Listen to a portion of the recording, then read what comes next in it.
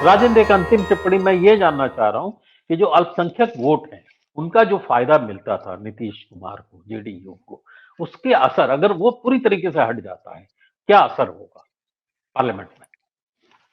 देखिए अमरीश जी, पहली बात तो राजेश जी ने जो 22% वोट की बात कही, मैं थोड़ा उसे करेक्ट करना चाहूँगा। हम्म, पिछले चुनाव में 2020 के विधानसभा चुनाव में नीतीश का सबसे कम वोट रहा और वो था पंद्रह नहीं, मैं दशमलव लोकसभा चुनाव की बात कर रहा था।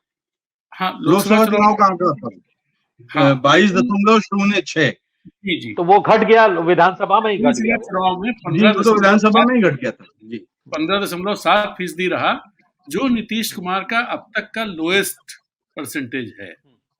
हम्म, तो एक बात तो ये कि और ये मान के चलना चाहिए कि 15.7 जो रहा, चूंकि चिराग पासवान के पूरी जगहों पर उनके खिलाफ लड़े थे और उसमें संघ के लोग भी खड़े किए गए थे, भाजपा के भी डमी कैंडिडेट्स थे उसमें।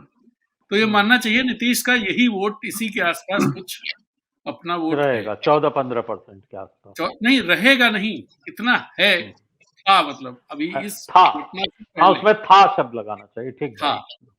अब इसमें जो आप मुस्लिम वोट की बात कह रहे हैं वो माइनस हो जाएगा 100%। पहली बात तो 100 ये, नहीं, वो तो 70-80% तो हो ही जाएगा। नहीं नहीं शायद। वो मुझे लगता है 100% माइनस होगा वो वोट। वो अच्छा। जितना बीजेपी को मिलता है उतना ही मिलेगा। ये मान लीजिए बीजेपी अच्छा। को अगर मिलता हो 5-10% तो उनको भी 5-10% मिल जाएगा। दूसरी बात, जो अति पिछड़ी जातियां हैं, अति पिछड़ी जातियों का ठीक ठाक वोट है। जो जाति गणना के हिसाब से आया वो करीब 36% के आसपास वोट था। वो 34% था, 34 से 36%। उसमें जिस तरह से तेजस्वी, जैसे एक बात और, मैं ये बात आगे बढ़ाने से पहले एक बात और कहना चाहूंगा कि लालू हम्म, प्रसाद यादव एक समय बिहार के नेता हुआ करते थे, एक छत्र। हम्म, फिर नीतीश कुमार एक छत्र नेता हुए। नीतीश हम्म, कुमार कल खत्म हो गए और तेजस्वी यादव इस समय बिहार के सबसे बड़े नेता हैं। कल हम्म, उन्होंने जो बयान दिया उसके बाद ये चीज बिल्कुल तय हो गई कि बिहार में उनसे बड़ा नेता कोई है नहीं। अब इस उसके बाद देखिए कि क्या नीतीश कुमार उस 34% में एक बड़ा चंक ले जा पाएंगे। हम्म, और और तेजस्वी के साथ एक बात और है, वो सिर्फ यादवों के नेता नहीं है बिहार में, जो मैं देख पा रहा हूं, युवाओं के नेता भी हैं। और जिस तरह से पिछले 17 महीने की जो सरकार रही, उस सरकार में जिस तरह से नौकरियां दी गई, उसका श्रेय नीतीश कुमार ले नहीं पाएंगे, क्योंकि उससे पहले नीतीश कुमार की सरकार थी और नीतीश कुमार ये कहते थे कि पैसा कहां से लाएंगे ये लोग, पैसा कहाँ से आएगा? सही बात। पैसा कहां से आएगा। और ये रैलियों में कहा है नीतीश कुमार ने, जो 2020 की चुनावी रैलियां हुई उसमें नीतीश कुमार ने कहा है कि पैसा कहां से लाएंगे। और ये बात सही हुई कि 2020 में जब वो जीते, 2022 9 अगस्त 2022 तक उन्होंने इस दिशा में कुछ भी नहीं किया। जब तेजस्वी की सरकार आई, तेजस्वी की सरकार कहने मतलब तेजस्वी के साथ उनकी सरकार आई, तो हम्म, 15 अगस्त को ही तेजस्वी ने जो बात कही भी कि 7 दिन के अंदर, 6 दिन के अंदर पैसा आ गया, सब कुछ हो गया और नौकरियां शुरू हो गई।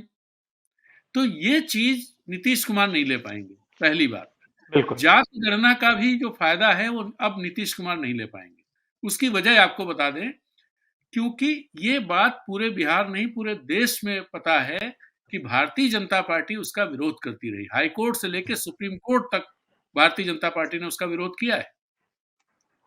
तो अगर ये दो चीजें नीतीश कुमार के खाते से माइनस होती हैं, 70-80% भी माइनस हो जाती है, 10-20% रह भी जाए उनके पास, तो फिर नीतीश कुमार कहां बचते हैं और भारतीय जनता पार्टी कहां बचती है। सतीश जी चले गए कि जो जो चीजें दिख रही हैं उनमें मुझे ये नहीं दिख रहा है कि भारतीय जनता पार्टी आधे से ज्यादा सीटें ले जा पाएगी। मान लीजिए 40 हैं तो 20 सीटें, और 20 सीटें अगर महागठबंधन को आती हैं, इंडिया अलायंस को आती हैं, तो एक बड़ा ये उनको बहुत बड़ा असर बड़ी पड़ेगा उपलब्धि है ऐसे माहौल में।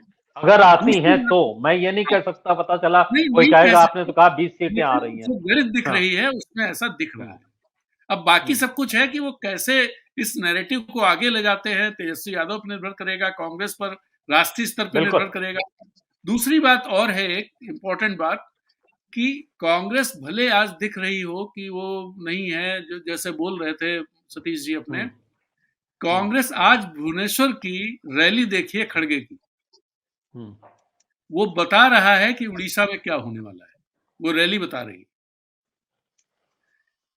आंध्र प्रदेश के जो इक्वेशन बदल रहे हैं वो भी आप देख रहे हैं, तेलंगाना में देख ही लिया, कर्नाटक आप देख ही रहे हैं। अभी मनोरमा का सर्वे आया है, कांग्रेस के लिए मैं बात कर रहा हूँ, केरल का, 2-3 दिन के अंदर। मनोरमा वहां का बड़ा पब्लिकेशन है, बड़ा लीडिंग, 17 सीटें उन्होंने कांग्रेस को बताई हैं 20 में से। जाहिर सी बात है कि एक माहौल कांग्रेस के लिए बन रहा है राष्ट्रीय स्तर पर। भले हो सकता है कि मध्य प्रदेश और गुजरात में ना सीटें लेके आए, लेकिन बाकी जगहों पर कांग्रेस उभर रही है। बिहार में भी एक सीट से बढ़ने वाली है, उत्तर प्रदेश में भी बढ़ने वाली, एक सीट से ज्यादा होने वाली है। तो ऐसे में भारतीय जनता पार्टी की चुनौती कहीं से कम नहीं हो रही है, कहीं से कम नहीं है। 272 उनके लिए आज की तारीख में मुश्किल दिख रहा है। आने वाले दिनों में जो भी हो वो अलग बात है। और एक चीज और बताएं आपको कि नीतीश कुमार को लेकर भारतीय जनता पार्टी बहुत सतर्क रहेगी और उनको ज्यादा सीटें जीतने नहीं देगी बिहार में। ज्यादा सीटें नहीं, वो ठीक बात है। नीतीश कुमार मोदी जी के लिए टंगड़ी लगा सकते हैं और मोदी जी ये कतई नहीं चाहेंगे।